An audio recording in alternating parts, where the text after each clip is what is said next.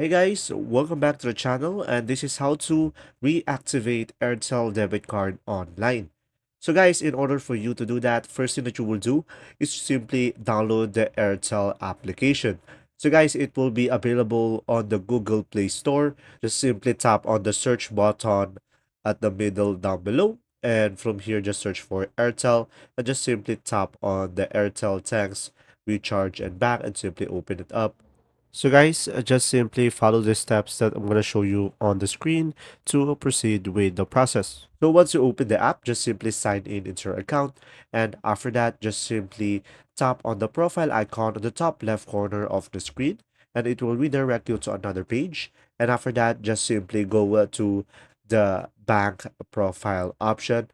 And from there, guys, you should be able to see their debit card option. So just simply go ahead and tap on that. And once you have tap on that, it will ask you to type in a 4-digit PIN. So just simply provide your 4-digit PIN. And after that, guys, you should be able to see there your card. And you should be able to see a button, activate card. So just simply go ahead and click on it. And from there, a pop-up will show up. And just simply tap on enable. And that's simply about it. If this video was helpful, please like and subscribe. And thanks for watching. See ya.